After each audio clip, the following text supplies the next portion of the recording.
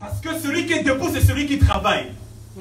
Celui qui est assis, c'est celui qui se repose de ses œuvres. La position d'assis, c'est la position de la domination. Voilà pourquoi Éphésiens dira que nous sommes assis avec Christ dans les lieux célestes. C'est la position de la domination, c'est la position du repos, c'est la position de la stabilité. Amen. Mais le problème en est que plusieurs personnes dans l'église, ils ont quitté la position d'assis pour la position du debout parce que les événements indésirables sont venus les déstabiliser. Quelqu'un me suit? Pourquoi? Parce que pour être un bon enseignant, il faut que toi-même tu sois en mesure d'être enseignable et d'être un maître dans ce que tu es en train d'enseigner. Tu ne peux pas enseigner des choses que toi-même tu n'as pas encore commencé à appliquer. Amen. J'ai un frère que je connais, il a commencé une série d'enseignements dans son église sur la loyauté. Mais lui-même, il est rebelle. Je me posais la question, comment veux-tu enseigner la loyauté alors que toi-même tu es rebelle? Amen. Mais Jésus en tant qu'enseignant devait d'abord, comment dire, être stable. Amen. Parce que tu ne peux pas avancer dans la vie si tu n'as pas la stabilité. Tu ne peux pas courir si tu n'es pas stable. Amen. La stabilité n'a rien à voir avec faire du surplace. Et courir ne veut pas toujours dire avancer. Car il est possible que Dieu te stabilise quelque part, te stabilise dans une chose, sans pour autant que tu aies l'impression que tu es en train d'avancer, mais Dieu t'a stabilisé. Mais la problématique pour certains, c'est que lorsqu'ils sont stables, à cause des vents et marées, le diable réussit à les déstabiliser. Voilà pourquoi il faut du courage pour continuer à avancer dans la stabilité. Amen. Amen. Jésus se retrouve dans la barque avec ses disciples. Nous connaissons toute cette histoire. Jésus dit, allons de l'autre bord. Allons de l'autre bord. La Bible dit, Jésus était avec ses disciples. Et à un moment, la Bible dit, dans la traversée pour l'autre bord, Jésus faisait quoi? Jésus, il dormait. Amen. Amen. Jésus dormait. Et lorsque Jésus dormait, la Bible déclare, pendant que Jésus dormait, les eaux se sont réveillées. Et pendant que les eaux se sont réveillées, les eaux ont commencé à monter que sur les navires. Et lorsque les eaux ont commencé à monter sur les navires, les hommes ont commencé à perdre courage. Et ils ont commencé à trembler. Bien aimé, le courage n'est pas simplement dans tes paroles. Le courage est la combinaison de tes paroles et de ton attitude. Amen. Et il est possible que les eaux commencent à rentrer. Mais les hommes courageux ne réveillent pas d'abord Jésus. Amen. Ils n'ont pas encore étudié la situation. Ils n'ont pas encore étudié la problématique. Ils ont commencé à paniquer. Alors que la parole de Jésus, le rhéma était que allons de l'autre côté. Mais tu ne verras jamais l'autre côté si tu n'es pas courageux. Amen. Tu n'arriveras jamais de l'autre côté si tu n'es pas courageux. D'où l'importance du courage, malgré que Jésus est dans la barque. Malgré que l'eau commence à faire, malgré que les vêtements commencent à mouiller, commencent à être mouillés, malgré que tes pieds commencent à être mouillés. Mais lorsque la barque subit les vents et tempêtes, puisque Jésus a dit, allons de l'autre côté, il est le meilleur des météorologues. Ne savait-il pas que sur ce parcours-là, la météo n'allait pas avoir un problème? Il le savait. Ne savait-il pas que les eaux qu'il avait traversées, il ne le connaissait pas, il le savait. C'était un juif, c'était un palestinien. Il connaissait les zones, il connaissait la météo, il connaissait ce secteur-là. Mais puisqu'il a dit, allons de l'autre côté, cela doit se faire. Mais cela se fera qu'avec des hommes et des femmes qui sont courageux. Mais il y a des choses qui t'attendent de l'autre côté. Si tu n'as pas la vertu du courage, si tu ne prends pas courage, si tu n'es pas stable dans ton courage, tu échoueras. Amen. Plusieurs ont subi des échecs, non parce que Dieu n'a pas parlé. Ils ont subi des échecs parce qu'ils n'ont pas réussi eux-mêmes à faire leur part des choses. La parole de Dieu est libérée, mais Dieu coopère toujours avec l'esprit que de l'homme. Dieu dira, je serai avec toi, je ferai avec toi, Mais la responsabilité de l'homme, c'est de prendre courage. Amen. Amen. Voilà pourquoi, dans Josué chapitre 1, il dira à Josué, voilà la terre que j'ai promis à tes pères. Et il dit, tout lieu où foulera la plante de tes pieds, je te donne ce lieu en possession. Cela veut dire quoi? Tant que tu n'as pas foulé la plante de tes pieds, ce lieu n'était pas en possession, ça reste dans tes rêves. Amen. Mais pour que ce lieu soit en ta possession, il faut du courage. Quelqu'un comprend? Il dit, tout lieu que foule la plante de tes pieds, je te donne cette terre en possession. Mais pour avoir la terre en possession, il faut d'abord fouler. Et tant que tu n'as pas foulé, tu ne possèdes pas. Voilà pourquoi il faut d'abord fouler. Et plusieurs ne foulent pas parce qu'ils sont, et comment ça s'appelle, ils manquent du courage. Voilà pourquoi le Saint-Esprit te dit cet après-midi, prends courage. Amen. Parce que les choses qui sont en ta possession, il y a des choses qui sont en ta possession, mais en réalité, tes mains ne les touchent pas encore. Non que ces choses sont entre les mains du diable. Non, non, non, non, non. C'est que tu dois prendre courage et avancer. Amen. J'ai l'habitude de dire, le diable n'est pas omniprésent. Il n'est pas omniscient, il n'est pas omnipotent. Il est impossible qu'il soit partout. Il est impossible qu'il puisse combattre telle famille en même temps te combattre. Non. Voilà pourquoi le diable, dans sa sagesse pervertie, il travaille avec les agents des ténèbres. Pour pouvoir déployer sa force et sa puissance partout. Amen. Donc lorsque Dieu te dit, voilà cette terre que je te donne en possession, cela veut dire prends courage. Tout lieu où foule la plante de tes pieds, je te donne. Je m'engage sur moi, Dieu, à te donner cette terre en possession. La première chose, comme je dis, ce qu'un courageux doit savoir, la première chose c'est quoi? C'est que il faut être stable. Amen. Le malheur de l'homme, c'est le manque de stabilité. Le malheur de notre génération, c'est le manque de stabilité. Le malheur même des couples, c'est le manque de stabilité. L'homme de Dieu il a touché un point hier, des hommes et des femmes qui quittent une assemblée pour quoi que ce soit les raisons qui quittent une assemblée comme cela. D'ailleurs, moi j'ai eu plusieurs fois des personnes qui sont venues me voir et m'ont dit, pasteur, je souhaite quitter mon assemblée parce qu'il y a ça, ça, ça. À ce je me dis, moi je ne t'encouragerai jamais à quitter l'assemblée. Il faut d'abord écouter la voix de Dieu. Amen. Comme il a été dit hier, bien que étant rejeté par Dieu, bien qu'il ne voyait plus clair, Samuel a été formé par le sacrificateur Élie. Amen. Parce que la sagesse de Dieu est beaucoup plus grande que la réflexion de l'homme. La sagesse de Dieu est beaucoup plus profonde que la vue de l'homme. Amen. La deuxième chose que nous devons savoir, nous sommes dans le livre de Genèse. Dieu vient de créer l'homme. Il forme l'homme de la poussière que de la terre. Amen. J'ai enseigné ça, je l'avais enseigné un jour ici, que l'homme n'a pas été formé que dans le jardin. Amen. Parce que vous lisez très attentivement le texte, l'homme a été formé à l'extérieur du jardin. Amen. L'homme a été formé à l'extérieur du jardin, ça veut dire qu'il a une nature différente de celle du jardin. Quelqu'un me suit? Amen. Et lorsqu'il a été formé, la Bible dit, il a été maintenant positionné que dans le jardin. Et lorsqu'il a été positionné dans le jardin, Dieu lui dit quoi? Veille que sur le jardin et cultive le jardin. Quelqu'un me suit? Lorsqu'il disait veille sur le jardin et cultive le jardin, il y avait un sous-entendu de Dieu que Adam n'avait pas fait très attention. Parce que dans le jardin, ce n'est pas simplement le jardin. Dans le jardin, il y avait des animaux. Dans le jardin, il y avait des fruits. Dans le jardin, il y avait des arbres. Dans le jardin, il y avait encore plus. Il y avait la femme de Adam. Lorsque Dieu disait à Adam, cultive les jardins, en réalité, il voulait dire à Adam, cultive ta femme, cultive les animaux, cultive les fruits, cultive les arbres. Cela veut dire qu'Adam devait porter plusieurs casquettes. Amen. Quelqu'un me suit?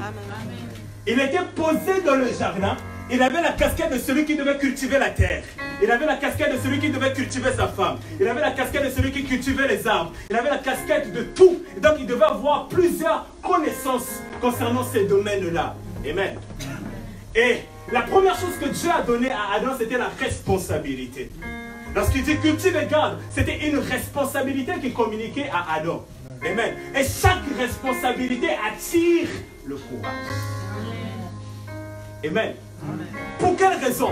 Parce que quand on te dit cultive, cultive ça veut dire emmener, entretenir la chose. Emmener la chose à être meilleure. Emmener la chose à une autre dimension. Amen. Amen. Et tu ne réussiras pas à le faire si tu n'es pas courageux.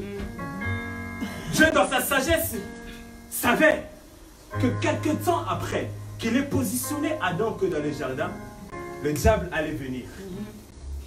Voilà pourquoi il a dit à Adam, cultive. Amen. Parce que la responsabilité attirera toujours le courage. Amen. Lorsque tu t'élèves en responsabilité, tu dois être courageux pour affronter certaines réalités. Amen. Et la première réalité que Adam a rencontrée, ce n'était pas une réalité d'abord sociale, un manque d'argent, un manque de voiture. Non, ce n'est pas ça. C'est d'abord une réalité spirituelle. Parce que la responsabilité est d'abord spirituelle. Voilà pourquoi les casquettes qu'un homme peut porter, casquette de père de famille, casquette de mari, casquette d'enfant, est d'abord des casquettes qui sont spirituelles. Amen. Voilà pourquoi j'ai l'habitude de dire un homme dans un foyer, un homme dans un couple n'est pas simplement celui qui est beau qui ramène l'argent dans la maison. Non, c'est d'abord un sacrificateur. Parce que la première sacerdoce, c'était Adam qui l'a accompli. Parce qu'Adam offrait un culte à l'Éternel. Amen. Amen. Et vous êtes d'accord avec moi pour ceux qui étudient la parole que dans la parole de Dieu, les personnes dans la société israélite, c'était une société patriarcale. C'était pas matriarcale. C'était des pères qui s'approchaient de Dieu. Vous allez voir, Adam s'approchait de Dieu. Abraham s'approchait de Dieu. Job s'approchait de Dieu avec le reste de la famille. Mais c'est le père qui offre des sacrifices. Lorsque Job, il disait quoi? Il disait que je ne sais pas si mes enfants péchaient, ou je ne sais pas quoi. Ce n'est pas sa femme qui est venue offrir des sacrifices. C'est Job en tant que père, en tant que celui qui a l'alliance avec Dieu, qui offre des sacrifices devant Dieu. Pourquoi? Parce que dans un foyer, la sacrificature est chez l'homme. Et ça, cela n'a jamais changé. Amen. Amen. Je connais une église ici à Paris qui a été détruite à néant. Un jour, j'étais parti prêcher dans cette église. Tout était bien. Quelques temps après, je parle avec une personne qui est dans cette église. Je dis, comment va le prophète? La personne me dit, le prophète a voyagé, l'église n'existe plus. Pourquoi? Demandez-moi pourquoi. La femme du prophète, un jour, elle s'est réveillée. Elle a dit, Dieu m'a parlé. Moi aussi, je vais aller faire ma chose. Elle est devenue prophétesse. Du coup, au lieu de se soumettre à la vision que de son mari, elle est partie maintenant faire son truc. Et elle a pris les fidèles de l'église et ils sont partis maintenant bâtir. J'ai dit à cette personne-là, ça a commencé dans la malédiction, ça ne va jamais durer. Dieu ne peut pas appeler un homme dans un ministère et appeler en même temps sa femme pour aller ouvrir quelque chose. Jamais. J'ai des sœurs qui sont zélées dans le ministère. Dieu m'a appelé, Dieu m'a appelé. Est-ce que mon mari peut bloquer mon ministère? Et vous voyez des gens qui ont des débats comme ça. Le premier ministère de la femme, ce n'est pas d'abord prêcher la parole. Non, que nous sommes contre nous. Non, ce n'est pas d'abord prêcher la parole. Et il y a des femmes qui arrivent même à se rebeller face à l'autorité, la sacrificature qui a été établie dans la maison. Quel Dieu désordonné peut parler à la femme d'aller ouvrir quelque chose, d'aller commencer quelque chose sans l'accord du mari et de la femme? Voilà pourquoi vous allez trouver des servants de Dieu qui ont une église, mais le mari ne vient pas à l'église. Et vous croyez que Dieu est dedans? On nous a prêché l'autre dans l'église. Adam avait la sacrificature. Adam avait la responsabilité. Adam avait la responsabilité d'être mari. Il avait la responsabilité spirituelle d'être protecteur du territoire que Dieu lui a donné. Voilà pourquoi il faut du courage pour protéger ce qui est à toi. Amen.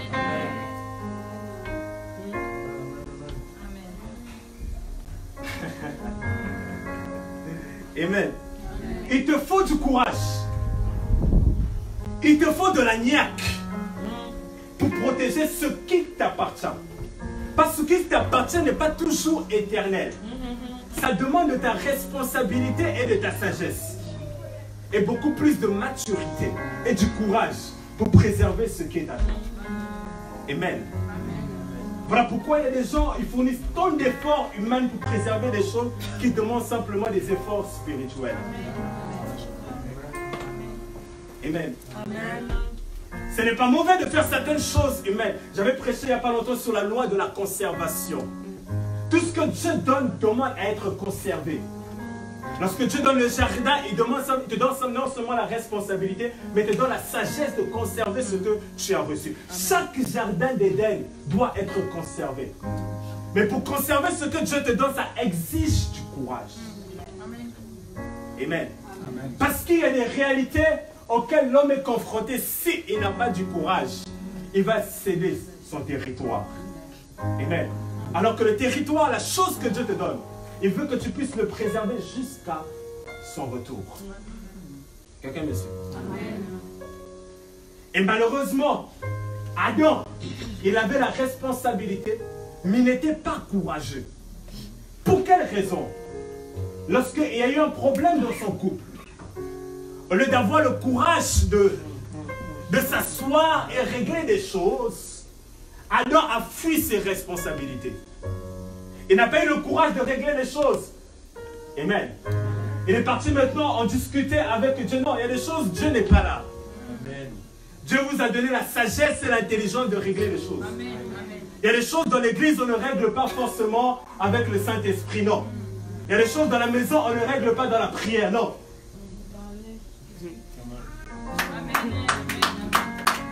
Non, attends, on va prier. Non, alors, on ne va pas prier, c'est pas Dieu. Dieu nous a donné la maturité, la sagesse, l'intelligence de régler les choses. Amen. Même dans l'église, il a dit s'il y a un problème, allez voir. Il n'a pas dit commencer à prier, non, non, non. Allez voir. Nous prions là où Dieu ne nous a pas demandé de prier. Et nous pensons être spirituels, mais nous sommes pires que les pharisiens. Dieu ne nous a pas demandé de prier dans certains cas. Il nous a donné la sagesse pour régler les choses. Salomon avait la sagesse. Amen. Lorsque les deux femmes sont venues, Salomon n'est pas parti consulter Dieu. Salomon avait la sagesse de régler les choses sur le coup. Amen. Amen. C'est ça être courageux. Et j'aimais l'homme de Dieu, ce qu'il a dit hier. Un homme qui est courageux, c'est un homme qui tient ferme dans ses convictions, pas dans la bêtise. Parce qu'il y a des hommes qui sont des femmes qui sont convaincus dans leur bêtise. Ce n'est pas le courage. Tu es convaincu dans la bêtise, tu as besoin que Dieu te parle et te transforme. Mais un homme courageux est ferme dans ses décisions. Il est ferme dans sa vertu. Il est ferme dans ce qu'il croit. Mais ceux qui sont fermes dans la bêtise et s'entêtent toujours, vous allez remarquer, ils font souvent demi-tour.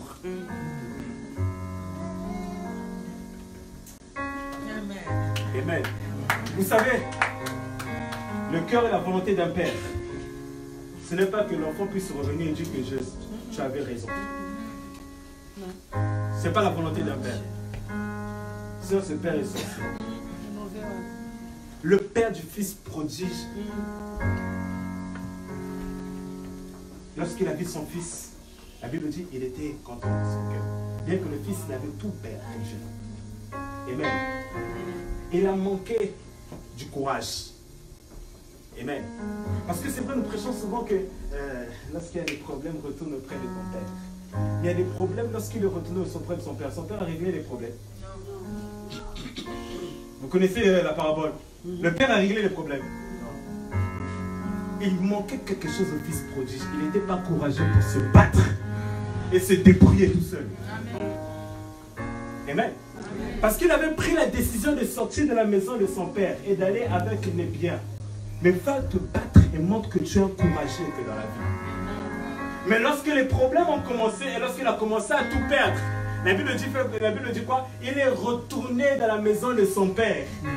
Mais regardons cette histoire dans un autre angle. Il manquait du courage pour se débrouiller tout seul. C'est ça qui a précipité son retour dans la maison de son père. Voilà pourquoi il y a certaines personnes qui reviennent vers vous. Ils ont la bouche que sans toi je pourrais rien, sans toi je peux me débrouiller, sans toi je peux tout faire. Laisse. Vous allez vous rendre compte qu'il y a des réalités que la personne rencontrera. Elle manquera du courage et reviendra que vers vous.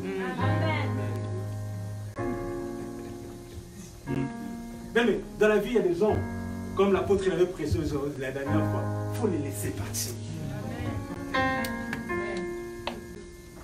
Il faut les laisser partir. Que ce soit dans le ministère, que ce soit dans l'amitié, que ce soit dans la société. Parce que le malheur de l'homme, c'est que l'homme pense que sans lui tu ne peux rien faire. Alors que la parole de Dieu ne dit pas ça, il dit sans moi qui, sans moi Jésus, vous ne pouvez rien faire. La Bible va dire sans l'homme vous ne pouvez rien faire. La Bible dit sans Jésus vous ne pouvez rien faire. Mais il y a des gens, il ne faut pas les pourchasser. Non, laisse-le. Donc Adam, il avait ces casquettes-là. C'est la deuxième chose que tu dois savoir, c'est que la responsabilité engendrera toujours et te exigera le courage. Plusieurs personnes veulent des responsabilités dans l'église, mais ne sont pas courageux à confronter les problèmes. Plusieurs personnes veulent des positions à l'église, mais ne sont pas courageux à dire non quand il faut dire non. Quitte à se faire tout le monde à dos, quand il faut dire non, il faut dire non. Amen. C'est ça la force d'un leader.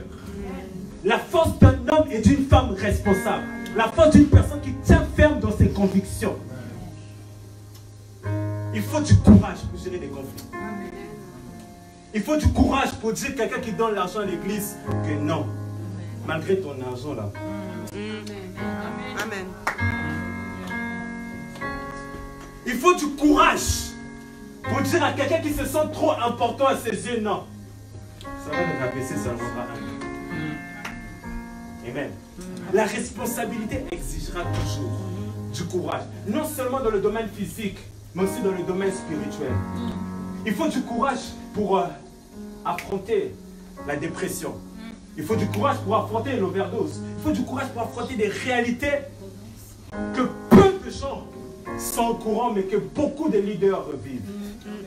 Je parlais avec un ami dernièrement, je disais, tu sais, il est difficile aujourd'hui des hommes de Dieu de se confier à d'autres hommes de Dieu.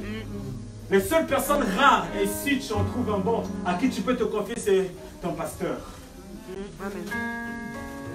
Pour quelle raison? Parce que ça va vous choquer, mais les hommes de Dieu vivent des choses terribles plus que les fidèles. Amen. Mais vous, ils n'entretenraient jamais avec vous pour vous expliquer certaines choses. Amen.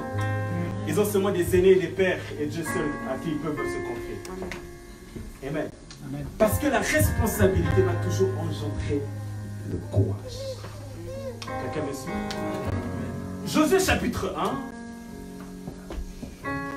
Dieu parle là, il est en train de s'entretenir avec Josué. Il dit à Josué, fortifie-toi et prends courage.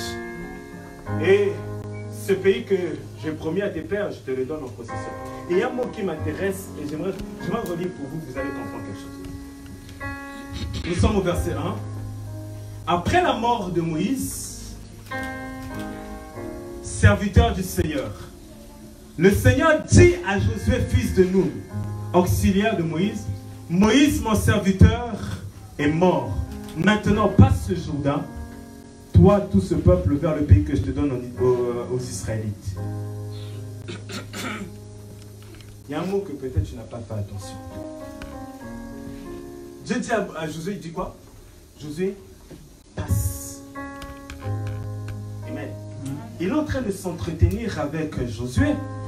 Pendant qu'il s'entraînait avec Josué, Josué c'était plus celui qui était dans le désert avec Moïse, le militaire. Non. Josué, à ce moment-là, venait de recevoir l'esprit de sagesse, l'autorité et le bâton pour récupérer et continuer le ministère que de Moïse. Écoutez ceci. Mais Dieu dit à Josué, passe. Passe pour aller où? Pour aller vers le pays que je te donne en possession. Mais pour passer vers le pays que je te donne en possession, il y a ce qu'on appelle le Jourdain. Amen. Le verbe passer en hébreu, c'est le verbe abar. C'est le verbe aller de l'autre côté. Aller au-delà. Avancer. Donc, en réalité, Dieu disait à Josué, la possession que je mets devant toi, si tu n'arrives pas à aller au-delà, tu ne le toucheras pas.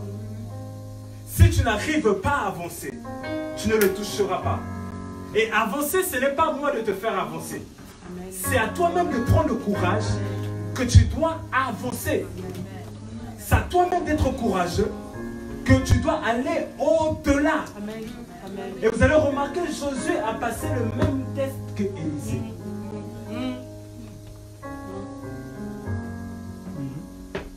Suivez-moi très attentivement. Bébé.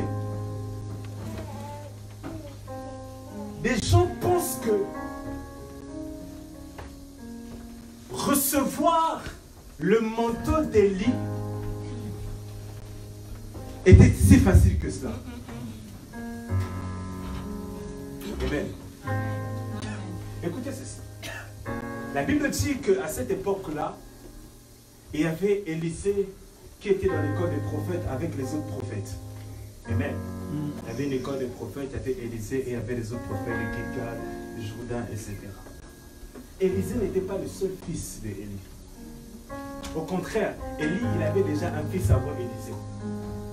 Lorsqu'ils étaient au mont Carmel, il a dit à un de ses fils qui était là, va regarder si la pluie tombe. Il y avait déjà un fils qui était là.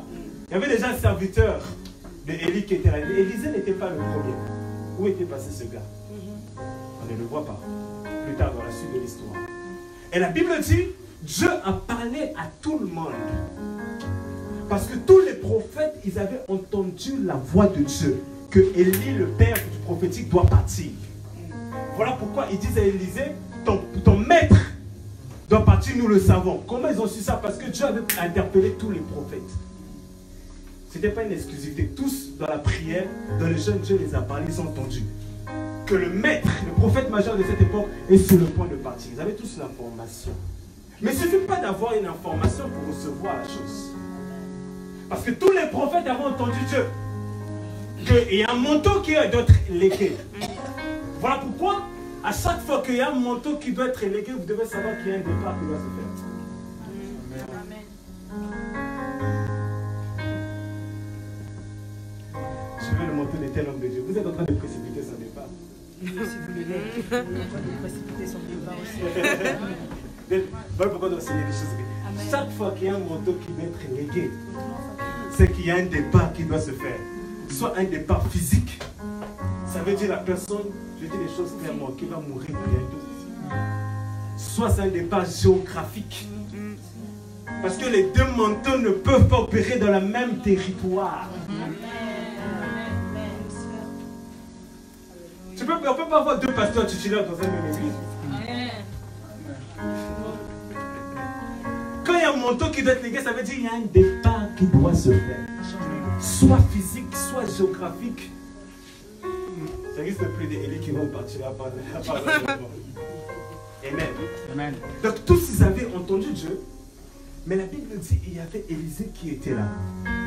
Et lorsque Élisée était là, Élisée a fait le parcours avec Élie. Il est arrivé jusqu'au bord du Jourdain. C'est là que par la suite, il a reçu le manteau. C'était une conséquence de son courage. Puisqu'il était courageux, il a persévéré à suivre son maître. Il a persévéré malgré les rejets de son maître. Reste ici. Vous qui voulez toujours des pasteurs gentils. Élie dit à Élisée, reste ici, tu ne me suis plus. Oh, il a dit, il m'a blessé. Pourquoi on te blesse? Quelqu'un qui n'a pas été prouvé, j'ai l'habitude de le dire, tu ne mérites pas certaines responsabilités. Reste ici, bon, Élie, je quitte. Reste ici.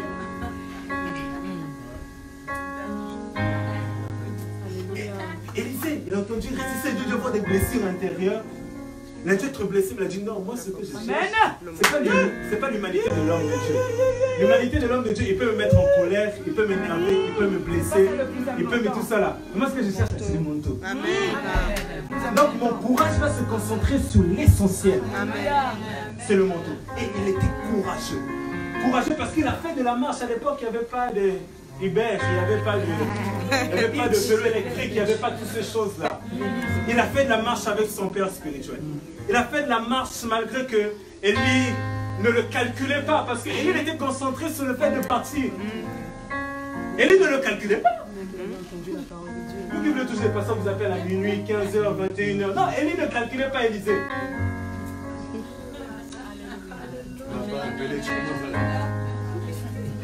Mais le sacerdoce, il n'y a pas question de sentiments.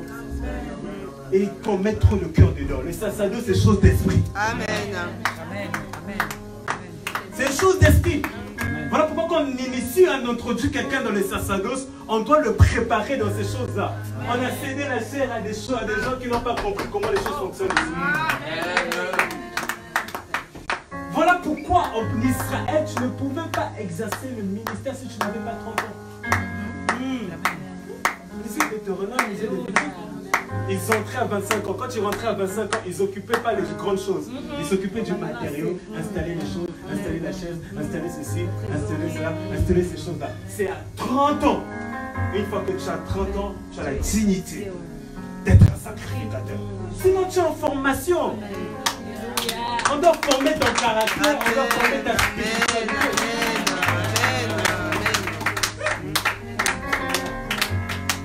On doit éprouver, Dieu même doit éprouver le courage. Mais je vous dis une chose. En ces peu d'années que j'ai dans le militaire, si tu n'es pas courageux dans certaines choses, ma femme est là. Si tu n'as pas la niaque, tu vas rencontrer des choses, des défis. Il faut le courage de la vie. Mais ce courage-là ne vient pas instantanément, ça se travaille. Voilà pourquoi, même, il a touché le point hier, même dans le mariage, il faut du courage. J'en parle souvent avec des jeunes mariés, des amis, je dis, vous savez, quand quelqu'un fait 1 an, 2 ans de mariage, on part ici, c'est rien, mais il faut quand même l'acclamer. Si. C'est rien, mais il faut quand même l'acclamer. Les amis sont mariés, on n'avait pas au bout d'une semaine.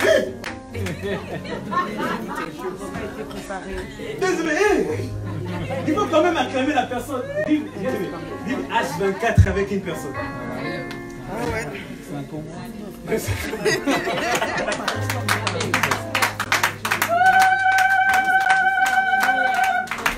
Quand tu vois quelqu'un tenir longtemps dans le ministère, Amen. Il faut du respect. Moi je vous dis la vérité. J'ai du respect pour les gens quand je vois 10 ans, 15 ans, 20 ans, 30 ans. Sans broncher. Sans broncher. Consécration. Toujours là. Oh, Amen. Frère, il faut du respecter ça. Amen. Amen. Amen. Élisée était courageux. Parce qu'il a fait la marche. Il a travaillé. Et la Bible dit, non seulement il est en train, celui qui est en train de verser de l'eau entre les mains de son père spirituel, Élie. Il était courageux. Mais il y a des choses, on n'a pas besoin simplement des hommes qui sont forts. Des hommes qui sont intelligents, non. On a besoin des hommes qui sont courageux. Il y a des défis que l'Église ou la société peut rencontrer. On n'a pas besoin forcément des gens qui ont des cerveaux, des gens qui ont des bacs plus longs. On a besoin des hommes qui sont courageux. Lorsqu'il faut reconstruire un pays, on a besoin des courageux. Regardez les 30 glorieux enfants, ils sont partis prendre des courageux en Afrique. Parce qu'ils savaient qu'en France, il n'y avait pas de courageux pour reconstruire le pays. Ils ont fait appel à l'immigration maghrébine et l'Afrique noire. Parce que pour bâtir et reconstruire, il faut du courage. De voir que ces ruines qui sont détruites et brisées peuvent construire des immeubles. Parce que le courage, ce n'est pas simplement se lever d'un banc. Mais le courage aussi, avoir non seulement l'esprit du courage, mais avoir la perception que dans la chose auquel je suis en train d'affronter, par la suite, je sortirai victorieux. Amen.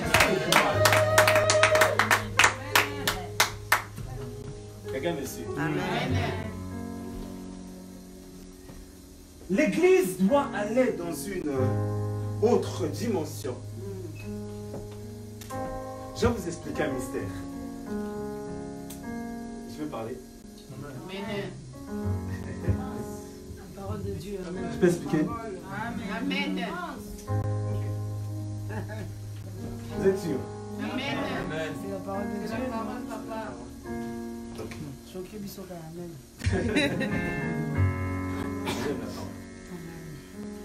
Vous savez, quand vous êtes aux côtés d'un oin, quand je parle de oin, je ne parle pas de l'onction qui répond à tout le monde. Vous êtes venus nous sauter, on est tous oin.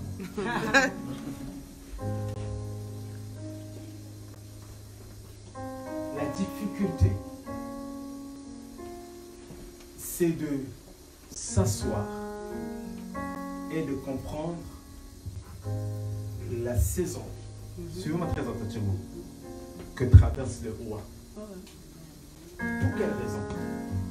Parce que la saison que traverse le roi influencera toujours l'Église. Amen. Voilà pourquoi il y a des gens qui ignorent dans quelle saison leur pasteur est. Et ils font des choses dans l'Église qui n'ont rien à voir avec la saison dans laquelle Dieu est en train de traiter avec l'homme de Dieu et qui influence l'Église. Voilà pourquoi toutes choses qui sont bonnes à l'Église, on ne le fait pas forcément. On fait des choses pour ajuster. Quelqu'un me dit? Remarquez, étudiez bien la vie de Moïse. À chaque fois que Dieu emmenait Moïse dans une saison, le peuple subissait la saison de Moïse.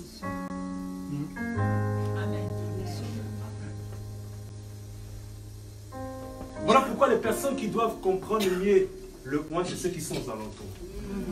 On n'a pas demandé de savoir qu'est-ce qu'il aime manger, qu'est-ce qu'il aime boire, à quelle heure il donne. Non, c'est pas d'abord ça. C'était d'abord spirituel de s'asseoir et de comprendre dans quelle saison le gars il est. Parce que sa saison va influencer aussi certaines choses, non seulement dans l'église, mais aussi en moi. Amen.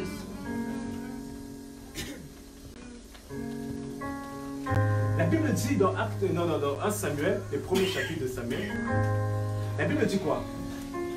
La Bible dit que c'était une période où il y avait quoi? L'esprit était rare, le prophétique était rare. N'est-ce pas? Mais vous avez remarqué, avant ce chapitre, je crois que c'est le chapitre 2, dans le chapitre 1, la Bible dit il y avait un homme de Dieu qui était venu annoncer un message à Élie. C'était un prophète. Donc il y avait la présence de prophète, mais la Bible dit quoi? L'esprit était rare. Et c'était une famine qui était spirituelle. Je vais vous ouvrir le paramètre. La même Bible, lorsque vous étudiez l'histoire de Ruth, de Naomi, c'est la même période que l'histoire de Samuel, de Anne, etc. C'est la même période.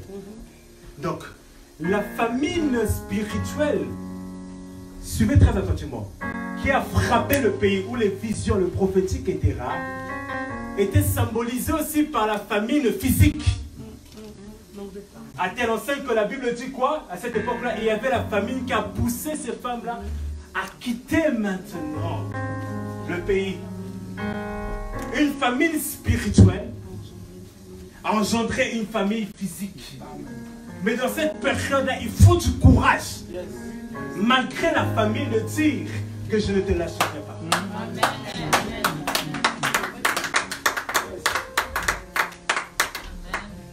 Amen. Amen.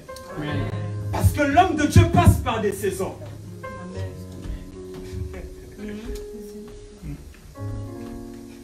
Voilà pourquoi j'ai l'habitude de dire aux gens, t'occupe jamais de la vie d'un homme de Dieu. Jamais. Commence pas à parler de tout et n'importe quoi. Dieu l'a abandonné, Dieu l'a laissé, Dieu l'a oublié.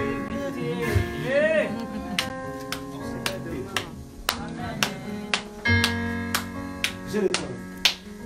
J'avance. Pourquoi? Pour quelle raison? Parce que tu ne sais pas dans quelle saison Dieu est en train de conduire l'homme de Dieu. Mais quand Dieu est en train, j'ai l'habitude de dire, vaut mieux un potentiel ou un en formation qu'un charlatan sur place. Amen. Vaut mieux un potentiel ou un qui est encore en formation qu'un charlatan qui est en position. Vaut mieux David qui court encore, qui se bat encore, mais qui bientôt lui de Samuel va venir sur lui. Quand Saoul, Dieu a destitué, car il est possible que Dieu te destitue en te laissant toutes choses. Dieu peut te destituer en te laissant une responsabilité. Dieu peut te destituer en te laissant l'argent, la gloire et toutes ces choses-là. Vaut mieux un potentiel ou un. Amen. Qu'un charlatan qui se passe. Voilà pourquoi le problème de l'église est là. Vous attendez pas les potentiels. Parce qu'ils sont encore dans la saison où Saoul est en train de les faire courir. Mais à bientôt la saison où Dieu va les relâcher. L'église, c'est vous ouvrez vos bras à des charlatans alors qu'il y a des potentiels loin encore. Amen. Quelqu'un me dit. Deutéronome chapitre 20. Deutéronome chapitre 20.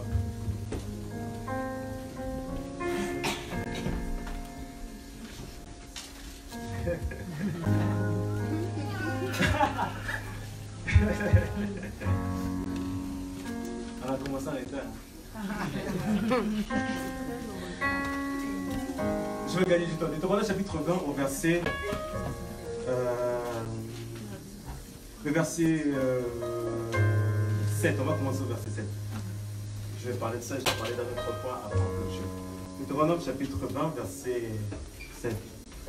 Qui s'est fiancé avec une femme et ne l'a pas encore prise, qui s'en aille et rentre chez lui de peur qu'il ne meure au combat et qu'un autre le prenne. Les secrétaires continueront à parler au peuple et diront, qui a peur? Qui sent son cœur mollir?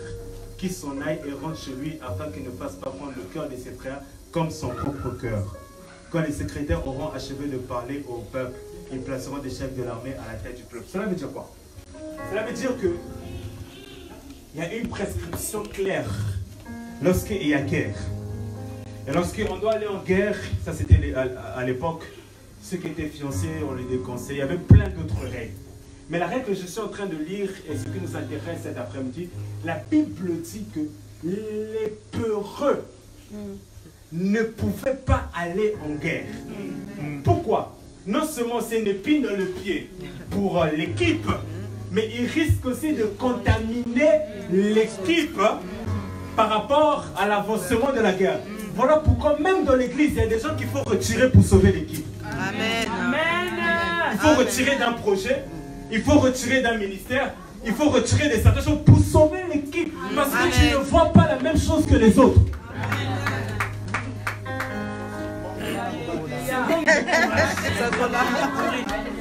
C'est manque de courage. Équipe d'intercession, on va chasser ces démons. Non! Bandana nous manque de courage.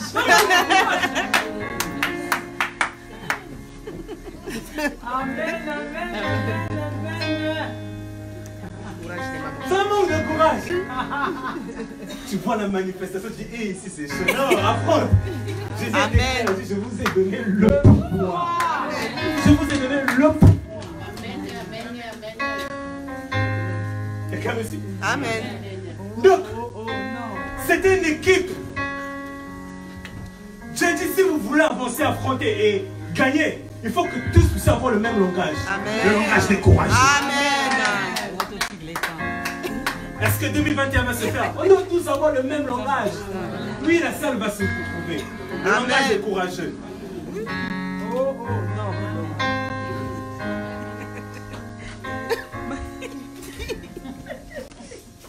Quelqu'un me suit? J'aime pas les peureux. Je vais dire la vérité, j'aime pas les peureux. Amen. Surtout dans le domaine spirituel, j'aime pas les peureux. Amen.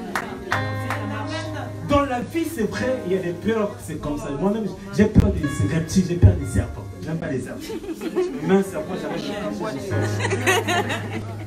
un jour, on était parti, on avait vu la guerre à Brazza, on était parti à Kin. On était à Kinkol. Il y a une forêt qui est là-bas. J'étais avec ma mère. À un moment comme ça, il y a la forêt où je vois un serpent qui passe en rapidité. J'ai tremblé d'une manière. J'ai dit non, non, non, non, j'étais encore tout jeune. Mais j'ai peur des serpents. Mais j'ai pas peur des sorciers. Voilà. Pourquoi? Il y a des réalités auxquelles je viens de faire. Quand Dieu nous établit dans le ministère, il nous établit comme des chefs spirituels. Amen. On est plus que des gounzas. Amen. Donc pourquoi j'aurais peur de... Bien, mais le domaine spirituel, si tu as déjà été paralysé par la peur, c'est foutu. Voilà pourquoi j'aurais dit ce dont je... C'est ce qui... Arrive. Non, cette nuit-là, ça va être terrible. Tu peux comme ça.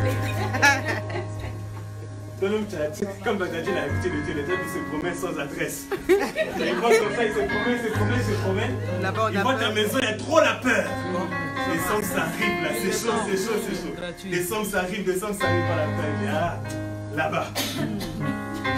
Là-bas. Ils voient quelqu'un qui a la nia, qui a le courage. Il essaie de voir que ça ne marche pas. On va faire une organisation. Cette personne-là n'est pas un peu heureux. Bien, quand tu dois te voir, il doit voir quelqu'un de courageux. Yes. Il doit voir un Paul que malgré qu'il est mordu, il ne lâche pas la main. Amen. C'est ça le courage.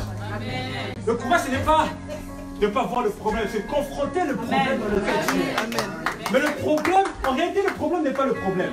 Le problème, c'est la gestion du problème. Amen. Parce que la vie est toujours confrontée à des problèmes. Ah, yes. Confrontée des problèmes. Mais c'est la manière que tu gères les problèmes. Le courage ou pas. Voilà pourquoi il y a un problème qui arrive dans le ministère du prophète Abraham. Son neveu est kidnappé. Abraham devait prendre du courage. Il a pris les enfants, les gens de sa maison, les serviteurs. Il a dit prenez les armes. On va aller à la guerre. C'est ça un courageux. Yes. Tu viens prendre ce qui est à moi, je me lève. Le récupérer. Et c'était la règle. Pour aller à la guerre, il fallait des hommes courageux. Si tu n'es pas courageux, tu sors. Il y a des services de délivrance, tu sors. Tu paralyses l'atmosphère. On a des gens. Nous avons un cas civil.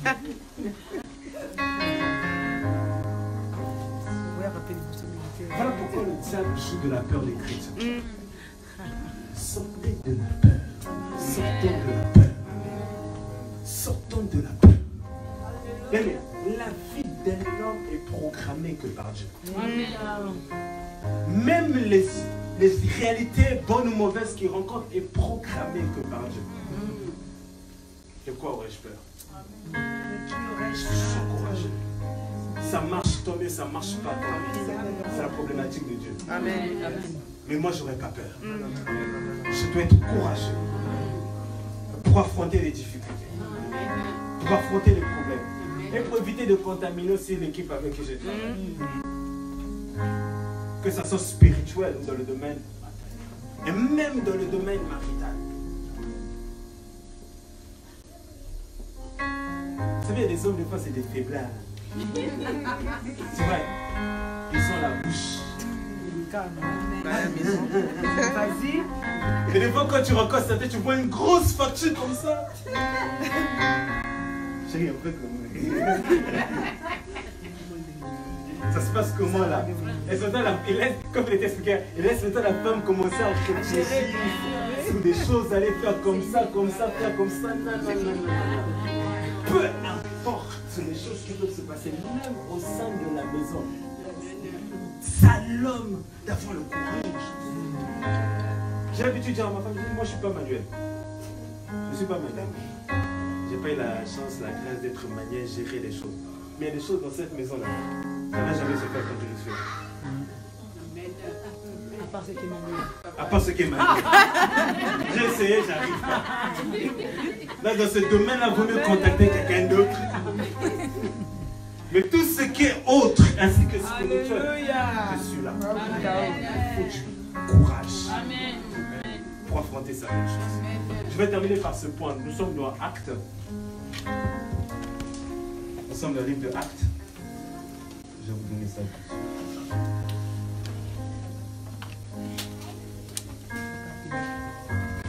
Actes chapitre 27 au verset 22. Actes chapitre 27 au verset 22.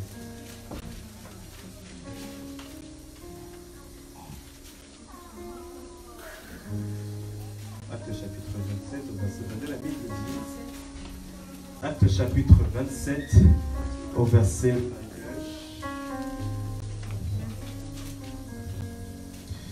Verset 22, je lis pour vous. Actes chapitre 27, 22.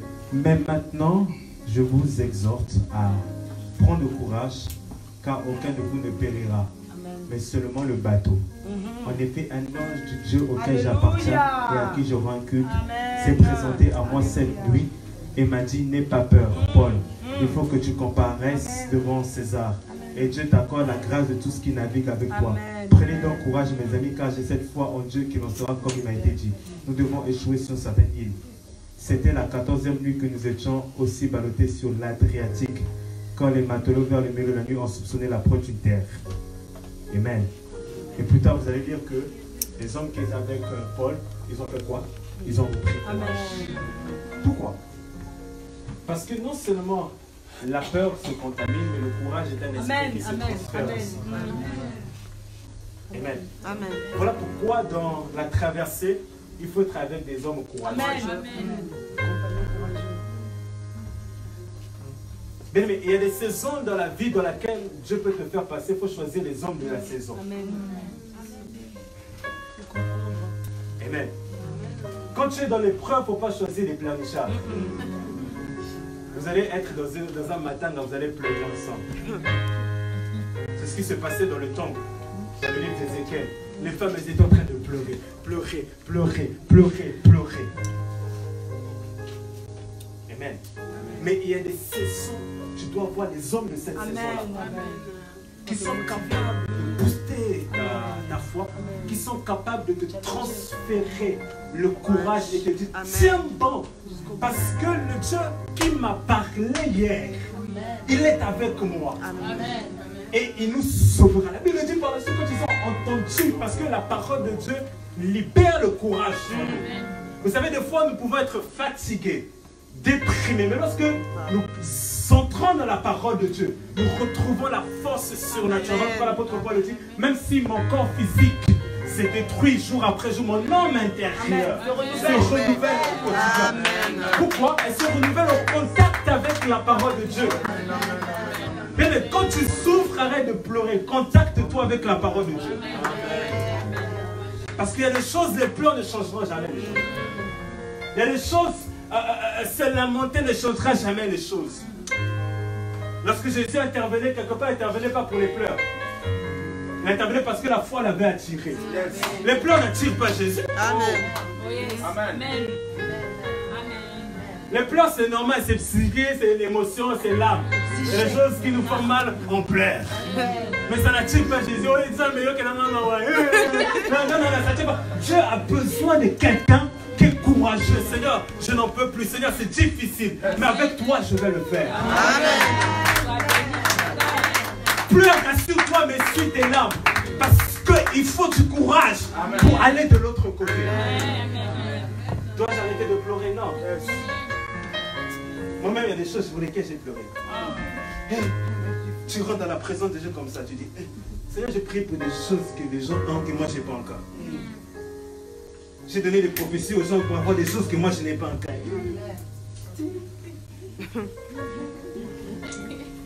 Tu sors de la présence de Dieu comme ça, révolté.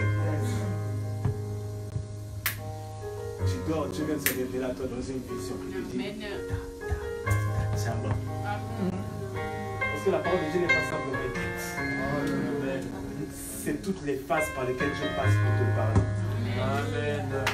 Mais voilà pourquoi il faut être sensible avec Dieu. Mais Dieu ne passe par la nature pour t'expliquer, passe par des événements. Moi, j'attends pas simplement Dieu comme me parler de la prière.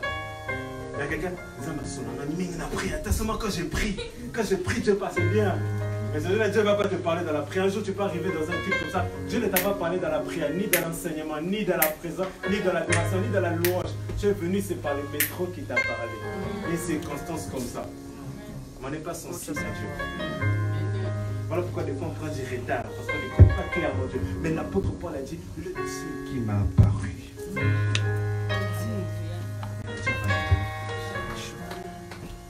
Il a dit, ça va se faire.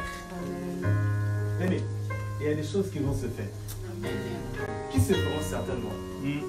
Mais qui exigent du courage. Amen.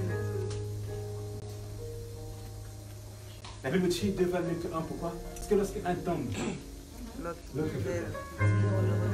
Ça veut dire l'autre n'est pas tombé. Il est courageux et il donne l'autre le courage de se relever. Le courage n'est pas permanent. La Bible dit ils avaient perdu courage. Et par la suite, ils ont repris. Tel courage, ça ne veut pas faire de toi un homme charnel, non. Même les hommes spirituels, à un moment, ils perdent le courage. Moïse arrive devant la mer rouge. Seigneur. Je pense que dans son cœur, il commençait à réfléchir à beaucoup de choses. Il peut arriver un homme de Dieu. Vous savez, il y a des hommes qui parlent par la force. Comme il dit encore, papa rentre à la maison, des fois, il n'y a pas quelque chose il y a dans la poche, et c'est-à-dire on va manger seulement. Mais c'est pas si on va manger seulement. On ne sait pas comment la salle sera payée, mais sera payée seulement. Moi, on ne sait pas. Et pendant qu'on parle là, les enfants ne rentrent même pas beaucoup. Mais on va payer seulement. Il faut du courage. Amen. Chérie, je ne sais pas comment les choses vont se faire, mais ça va se faire. On va prendre du courage. L'équipe, je ne sais pas comment les choses vont se faire, mais on va se faire. Ça va se faire. Il faut simplement prendre du courage. Amen. Voilà pourquoi ce message était là pour vous.